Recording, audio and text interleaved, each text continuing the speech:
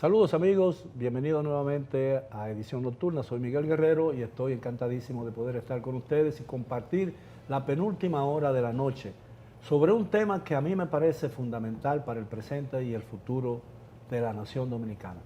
Es decir, la calidad de la educación y la responsabilidad que en esa calidad de la educación le corresponde al personal docente de las escuelas.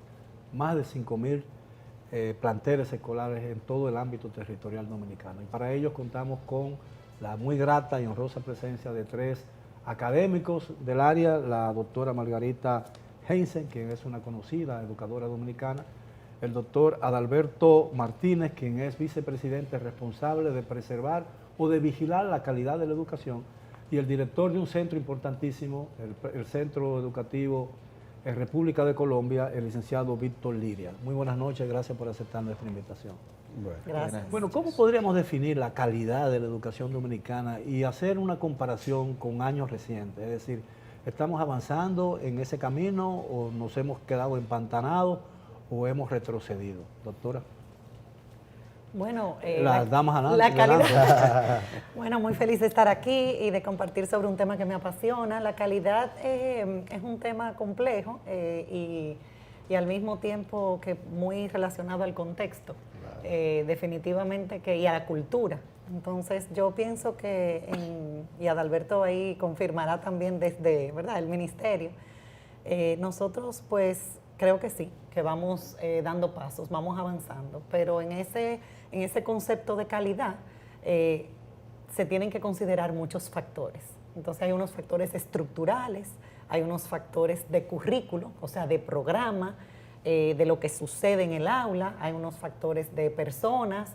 Entonces hay que ver en su conjunto qué está pasando en las escuelas. Yo siempre enfatizo mucho cuando se habla de escuelas efectivas, que hay también, ¿verdad?, investigaciones que un poco atacan ese concepto de escuelas efectivas, pero igual tenemos que mirar toda esa teoría, todas esas informaciones que tenemos disponibles y analizar todos esos factores, el clima, como hablábamos antes de empezar el programa y siempre sale en todas las noticias, es lo que llama la atención. Esas relaciones que se dan a lo interno de la escuela. Usted habla no el clima del tiempo, no, sino el clima escolar, el clima, el ambiente. Sí. Y hay muchas investigaciones que enfatizan la importancia. El docente. Ahora, ¿qué llaman ustedes educación efectiva, calidad efectiva? Escuela efectiva es, bueno, hay muchas investigaciones analizando esos factores que hacen que una escuela, vamos a decir, sea efectiva. Como le digo, hay posturas distintas ante este concepto, pero sí tenemos que dar una mirada a esos factores, no es un solo factor. Y uno de ellos definitivamente es el docente. Sí. En algunos casos dicen que el docente es el principal. Bueno, y al docente hay que añadirle al director, la gestión. Porque muchas veces tú cuentas con muy buenos docentes, pero un mal director no logra sacarle al buen docente todo lo que el buen docente puede dar. Es como una sinfónica, puede tener los mejores músicos y si el director no hace empatía con los músicos, no es posible que eso funcione. Pero volviendo a tu pregunta, a veces pensamos que haciendo 1, 2, 3, ya el resultado va a ser la calidad. Y ocurre que haciendo 1, 2, 3, que se hace en algún país, tú no tienes calidad necesariamente, porque tal como dice Margarita, hay un número determinado de factores que en unos lugares tienen más efectos que en otros. Y cuando no estamos claros en eso, pensamos que si trasladamos un modelo educativo que tuvo buen resultado en un país, luego entonces en el otro país va a funcionar. Y no es así. O el dinero, es decir, los mejores sistemas educativos del mundo no necesariamente son los que más dinero meten. Ahora, ¿cuál ha sido su experiencia como director de un centro importante, ¿no? Desde mi perspectiva, la calidad está muy ligada a que no solamente el director de la escuela, como dice Martínez, sino también los profesores, los alumnos y las propias familias tengan altas expectativas sobre lo que se puede alcanzar. Y hay que evaluar constantemente los resultados. Aprendí de Martínez en uno de esos encuentros que si usted no evalúa prudentemente y a tiempo, pues podría levantar actas de defunción de lo que está ocurriendo en la escuela. Entonces hay que estar pendiente en los procesos, cómo van ocurriendo, para hacer las mejoras a tiempo y que los alumnos puedan tener éxito. Recuerde que el fin último de la escuela es que los estudiantes aprendan, y entonces todo el esfuerzo que hace la escuela debe estar dirigido a que el aprendizaje ocurra realmente. Si los estudiantes no están aprendiendo, ese es un síntoma de que lo que estamos haciendo no tiene la calidad esperada. Ahora, yo he observado, por ejemplo, que uno de los elementos que ha erosionado el plantel escolar, ¿no? La escuela como concepto, es la pérdida de la autoridad en la escuela, del maestro. Es decir, nosotros en mi época, por el maestro se sentía un absoluto respeto. Yo recuerdo que yo tenía una profesora de lengua española, la Chupani, le decíamos todo. Es una señora delgadita y diminuta, con una autoridad tremenda. Ahí nadie se paraba sin el permiso del profesor. Y yo creo que primero ese principio de autoridad se perdió en el hogar, sí. Se siguió perdiendo en la escuela, se perdió en la calle. Ya la gente, cuando un policía de tránsito detiene y manda parar a un conductor que ha violado una ley, no sabe lo que le espera, porque ya sí, no se respeta absolutamente nada. ¿Qué podemos hacer realmente? Yo no sé si yo tengo una visión equivocada, errónea, con relación a esto, y le presto demasiado atención al principio de autoridad. Pero a mí me parece que de alguna manera ha jugado un papel importante en ese descenso de la calidad de la educación, porque en mi época había profesores que realmente merecían el nombre de maestro. Mira, pienso que no todo está perdido. A veces uno ve la sociedad en sentido general. No, doctor, yo no pienso que todo esté perdido, al contrario, yo tengo una absoluta confianza.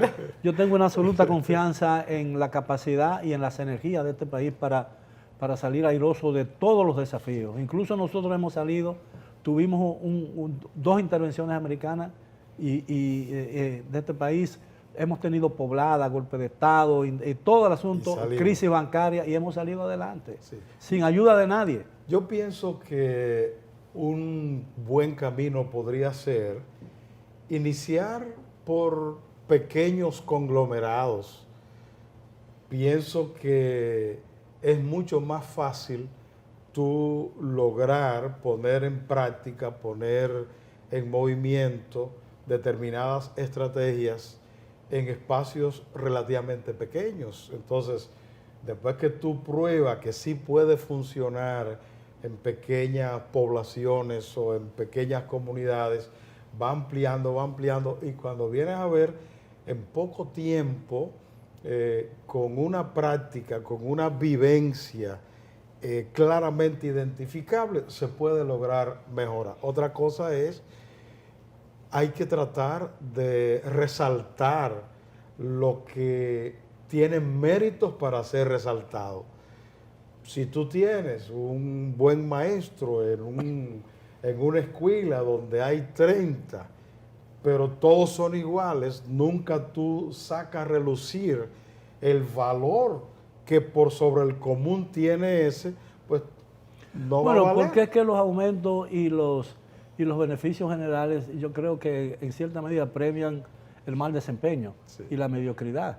Nadie, si yo me dedico y me consagro a la escuela y trabajo más de lo que se me exige para mejorar la escuela, y uno que se va antes de tiempo y cuando viene un aumento no aumentan igual, yo voy a hacer otro tanto, ¿no? Claro. Pero yo creo que, perdón, yo creo que Hay que aclarar un poco con eso de la autoridad. Casualmente entrevisté esta mañana a la señora Atala Viuda Inchaustegui, 80 años y segunda generación de grandes educadores del Colegio Santa Teresita, y ella planteaba esa preocupación. Yo le preguntaba qué diferencias vemos en su trayectoria como educadora y siendo hija de una gran educadora de nuestro país. Y casualmente hablábamos de eso, de su preocupación con la autoridad, que yo creo que es importante, que quizás nos hemos ido de un extremo a otro, confundiendo lo que es autoridad con autoritarismo. Sí, claro. Entonces, el autoritarismo, ¿verdad? Yo creo que se rechaza porque se sabe que educar en base al miedo o a la imposición, y menos hoy en día, ¿verdad? Tenemos una realidad distinta, pero tampoco es perder la autoridad. Y esos valores, porque estamos hablando de valores. Y el respeto. No se negocian. Usted tenía algo que decir que me parece importante, ¿no? Sí. La pérdida de autoridad puede verse en el macro nivel y en el micro nivel. Por ejemplo, la ciudadanía en general a veces no respeta las reglas del tránsito, ¿no?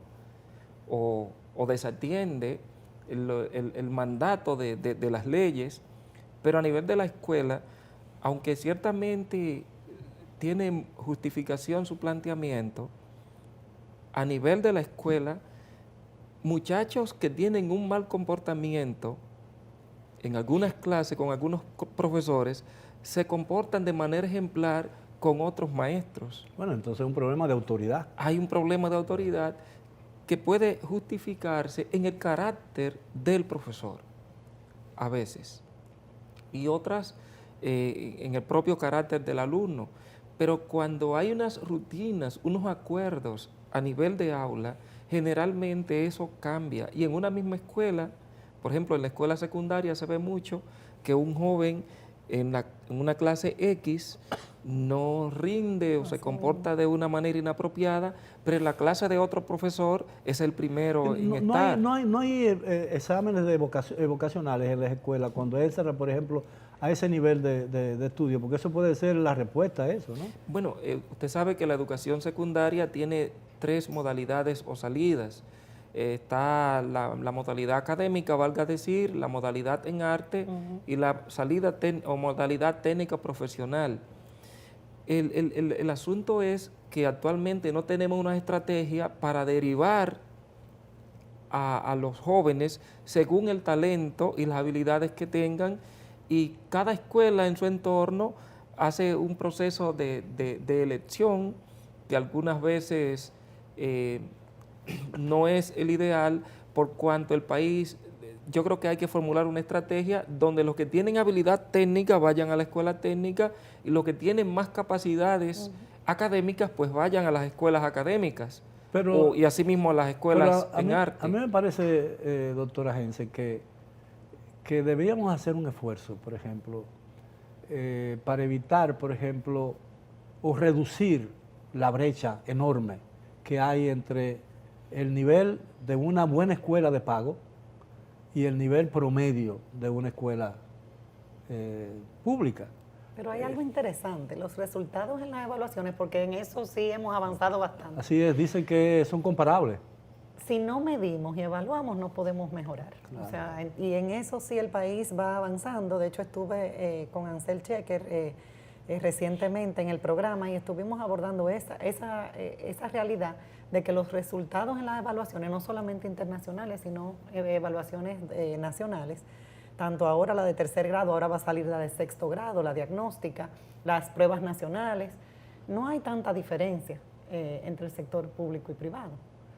No es significativo. Quizás hay cierta diferencia, pero no realmente. Y es bueno. Entonces yo creo que es un poco también. También es bueno decir, Miguel, que algunas escuelas públicas forman parte de lo que sería la élite de la educación en el país.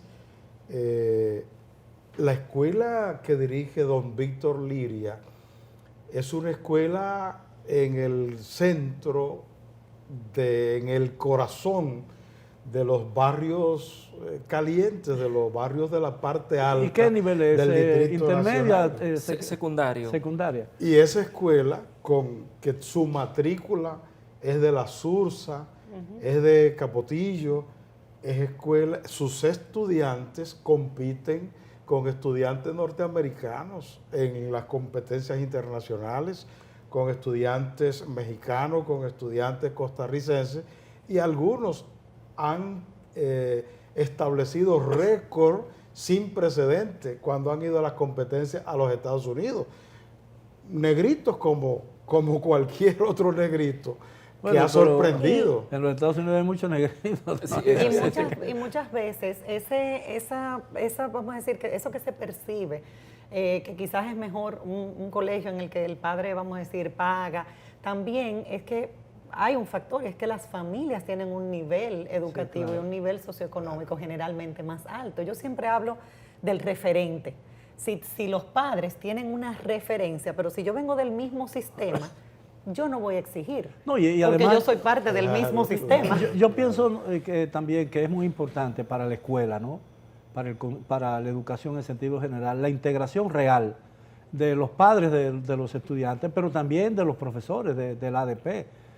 A veces yo tengo la poco grata impresión de que en algún momento dado, y yo le pido excusa a todos aquellos que se puedan sentir agraviados con esta información, con este punto de vista, porque no quiero generalizarlo. Yo creo que existen excepciones, por ejemplo, brillantes, que son verdaderos consagrados a la educación, pero yo creo que a veces hemos echado a un lado el magisterio y hemos abrazado el sindicalismo en la escuela. Y eso está, y entonces por cualquier desacuerdo, mínimo desacuerdo, hay una paralización de la docencia y estamos privando a los jóvenes escolares dominicanos de un derecho fundamental establecido en la Constitución de la República. Yo creo que debería hacerse un esfuerzo para conciliar esos intereses que están creando una situación realmente que para mí es inaceptable. Por suerte no es la mayoría. No, por eso quise hacer la salvedad, claro, de que yo entiendo que aquí hay gente yo no uso sombrero, pero yo me lo quitaría frente a muchos profesores que realmente tienen. Yo recuerdo con mucho agrado la figura de Virgilio Travieso Soto, cuando yo estaba en la secundaria. Yo salí de una escuela de pago y fui por razones económicas de mi familia, de esos golpes que da el destino, que la vida. Fui al liceo Juan Pablo Duarte, y ahí estaba como el supervisor, que era una figura muy importante, que era tan importante como el director de Virgilio Travieso.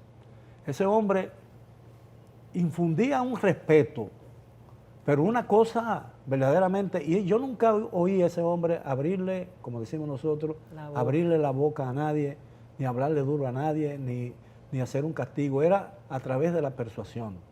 Y se sentaba a hablar contigo como un compañero. Mira, lo estás haciendo mal. Y todas esas cosas. Y la gente le tenía no miedo, porque el miedo no existía en la escuela. Ya habíamos superado ese periodo de miedo, sí, y había una cosa. Y yo creo que necesitamos de mucho Virgilio Travieso Soto, a pesar de que yo entiendo de que debe haber mucho Virgilio Travieso Soto. No, hay mucha Margarita. Claro. También, y Víctor Liria. Pero yo creo que sí, que los héroes, los verdaderos héroes y heroínas. Porque yo no mencioné su nombre porque consciente que ella es un émulo de Virgilio Travieso Soto. Sí. Yo pienso que sí, que definitivamente son los verdaderos héroes y heroínas los que están en nuestras aulas, porque están venciendo muchos obstáculos, están con una gran diversidad en aula, que eso es otro tema, cómo realmente atender, hacer ajustes. Y los salarios no son los mejores, las condiciones no son las mejores. Y unas estructuras. Eso es así. Y hay un factor que influye. Uno enseña según aprende. Así y el maestro actual está en un desfase, ¿no? Los estudiantes de ahora están expuestos a mucha información, a la tecnología, que el maestro no creció ni se educó en ese ambiente. Entonces, estamos en un momento crucial donde hay un salto generacional marcado por las tecnologías que están impactando la educación. Fíjese, cuando yo era estudiante, tenía una lamparita humeadora en la sala y hacía las tareas con eso. Ahora Así es, hay una claro. televisión, un celular, Claro. una cuestión de esa que distrae la atención de los jóvenes Bueno, y sí. que no les permite hacer esfuerzos en lo académico porque eso es más llamativo que lo que está ocurriendo en la escuela a veces. Yo siento un gran respeto por las personas que se dedican gran parte de su vida a enseñar a otros, a encauzar la vida de otras personas. Yo soy muy amigo y quiero mucho, casi con devoción, a Jacqueline Malagón, Sí. que es una educadora de toda la vida, ¿no? Y es una mujer que ha hecho aportes y verdaderamente es difícil de evaluar al sistema educativo. Ahora, ¿qué podemos hacer en el corto plazo, en lo inmediato, para seguir empujando la calidad de la educación? Bueno, lo primero es que no hay magia. Como decía, no es que tú haces uno, dos, y esa es una de mis frases favoritas, porque realmente no hay magia. Y de hecho los cambios en educación toman mucho tiempo. Claro, así es. Nosotros tenemos un currículo que se dice nuevo currículo, pero ya no es tan nuevo. Y realmente es el simple proceso de implementar ese currículo por competencia, con un enfoque por competencia, ya de por sí es un gran desafío y ha sido un paso importante. Movilizarnos hacia pensar el proceso de enseñanza-aprendizaje diferente para responder a ese estudiante que viene con una realidad distinta, que viene ya expuesto a contenido. Si nos enfocamos en contenido, como yo le digo mucho, si el contenido se convierte en tu fin, perdiste al estudiante porque el contenido está a un clic. Sí, claro. Entonces, si desarrollas competencias, si involucras al estudiante, si motivas La a tu capacidad de estudiante, análisis, la obligación Las de competencias. encontrar la verdad por sí mismo, ¿no? que te sirvan para Sí, la vida, que claro, tú conectes. Yo veo exactamente. muchos jóvenes desmotivados y hay que reconectar, o sea, el docente ahí cumple un rol. Él decía, un estudiante, yo hablo mucho de eso, como un dominicano, aquí tira basura y cuando viaja no tira basura. Entonces no es que yo tengo el problema, es que el contexto me Claro. lleva a hacerlo y no tener ninguna Así es. consecuencia. Nosotros nos metemos en una calle que dice no entre. Primero, antes de entrar, para cortar una cuadra, miramos si no hay policía. Si no hay policía, entramos. Exactamente. Y no podemos seguir. Y así con mismo los esa- estudiantes. Así es. Y yo me pregunto muchas veces, si no estamos enfocando el tema de la educación en todas sus vertientes. Mire, yo pienso que muchos jóvenes con talento no alcanzan toda la plenitud que podrían alcanzar, pura y simplemente por un tipo de emoción que yo llamo, o que los psicólogos llaman, ceder ante un primer impulso. Y en muchas escuelas en el exterior han controlado esa tentación de ceder al primer impulso con la práctica del juego del ajedrez, que hace que los muchachos o las muchachas se concentren, encuentren una salida, pero antes de hacer una movida creyendo que he encontrado la solución de un problema, se decide, dice, tiene que haber otra salida. Tiene que haber más de una solución a este caso. Entonces, yo creo que si educamos a los estudiantes en que no solamente hay una salida a un problema y que tienen que buscar cuál de esas salidas, entre muchas, es la menos costosa, la más conveniente, todas esas cosas, estaríamos forjando estudiantes con sentido crítico, que es lo que yo creo que nosotros tenemos que perseguir. No sé si estoy equivocado, yo hablo desde mi perspectiva del ego en la materia. No, tú estás en una línea correcta, pero por supuesto ellos van a decir, ¿y qué vamos a hacer cuando es muy bebecito, que todavía no tiene capacidad para razonar y ese tipo de cosas? Bueno, sin embargo, los grandes jugadores eso comenzaron es en muy línea. temprano, es igual que los Sí, sí, músicos. claro. Los grandes compositores... Son excepciones. Bueno, son excepciones, sí, pero hay una edad en que tú tienes más capacidad Aptitud. para asimilar Claro, el cosa, por Disposición. disposición, Mira, por cuestión de hay cerebral. un tema también de tipo, de naturaleza metodológica. Yo pienso, y esta es una crítica a las universidades forman a los maestros y han hecho esfuerzos notables, pero esfuerzos que parecen repetir la misma especie. Entonces, bueno, ya sabemos que a partir del 2015 hay unas reglamentaciones que tienden a obligar a hacer ejercicios previos para capturar a buenos candidatos para ser maestros, y hay unos requisitos nuevos para las universidades. Estamos hablando de los concursos, ¿no? Estoy hablando de las normativas, Tenemos una normativa. porque ahora para ser maestros no cualquiera puede entrar. Hay unas condiciones a la mínimas. carrera de educación Claro. tienen que pasar por un proceso de unas pruebas previo al ingreso a la carrera. Y, que indica que tiene aptitud para... claro, y además... Aptitud y aptitud. Vocación. Además, lo mismo que habló Margarita en el sentido del enfoque. O sea, las universidades en materia de formación de educadores están siendo conducidas hacia el enfoque de competencia. Es decir, el ser humano es mucho más complejo que un simple intelecto, es mucho más que eso. Pero yo digo, hay en el mundo entero muchas cosas que forman parte ancestrales de la buena educación. Por ejemplo, los centros de interés. Es decir, el maestro dominicano no se toma todo el tiempo, no hace todo el esfuerzo que debería hacer para ver cómo anda el interés del estudiante, y capturado el interés del estudiante, poder partir para tener los logros que él quiere tener. Y tiene que ser un amigo del estudiante. Exactamente, ahí es, muchos maestros, eso es lo que hacen. Ahora, yo pienso, y muchas veces me hago esa pregunta, y a veces con un efecto torturante. Yo digo que quizás hay que ir a la raíz de un problema, casi siempre, para resolverlo. Yo creo que nosotros tuvimos una época en que las cosas ocurrieron tan rápido que nosotros pensamos que todo lo que existía, todos los valores en los que nos habíamos educado, eran valores de la dictadura. Y acabamos con todos esos valores. Y nos llevamos los valores de la dictadura. Y nos llevamos los valores que habían logrado sobrevivir a la dictadura. Y nos ha costado tiempo, pero mucho tiempo, recuperarlos. Y yo creo que esa debería ser una tarea.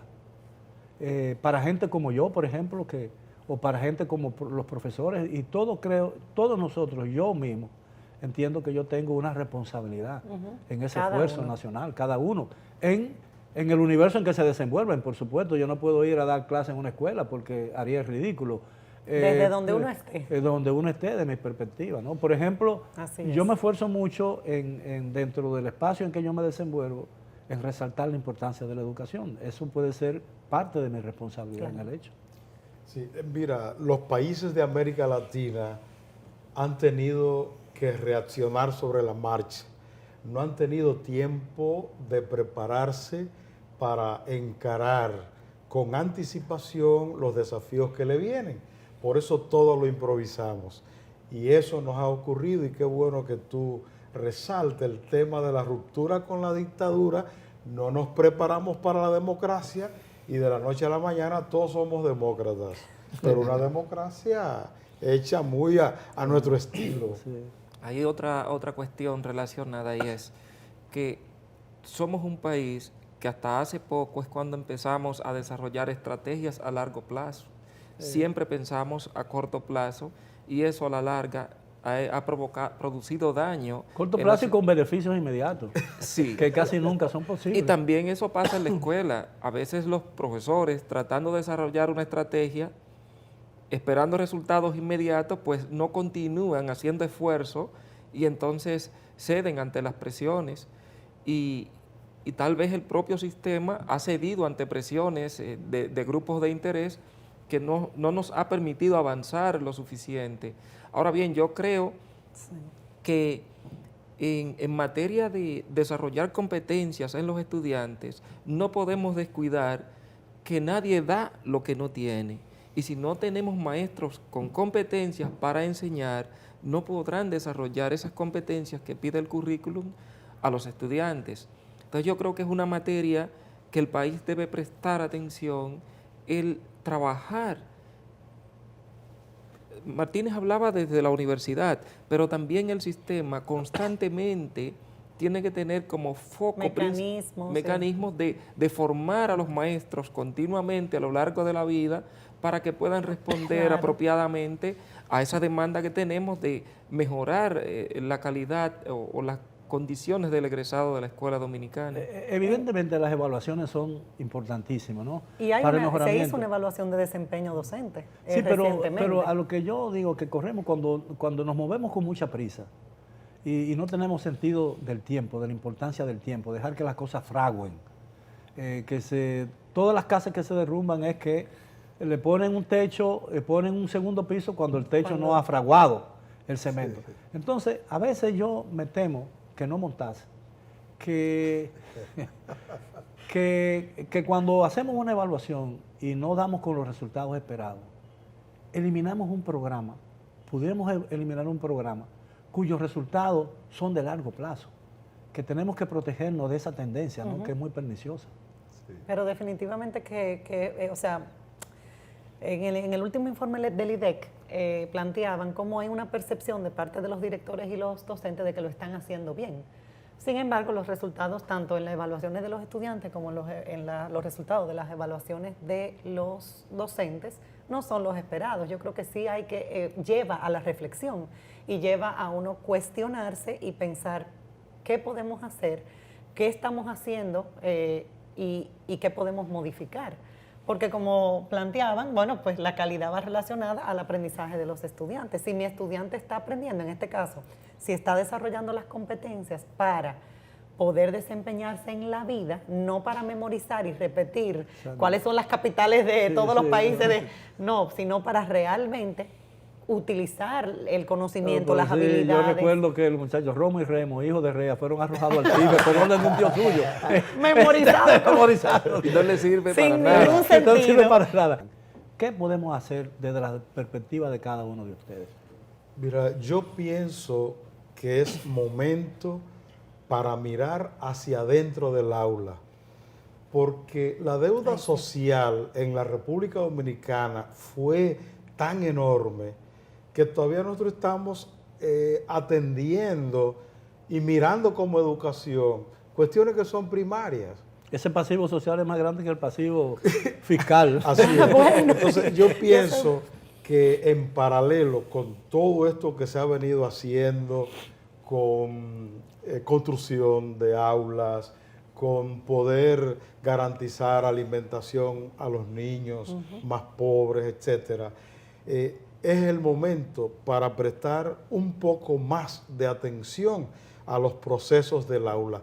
¿Qué está pasando entre maestros y estudiantes en el terreno de juego? Porque si algo no ocurre ahí, en educación nada va a pasar. Yo estoy totalmente de acuerdo. Creo también que hay que educar a los padres.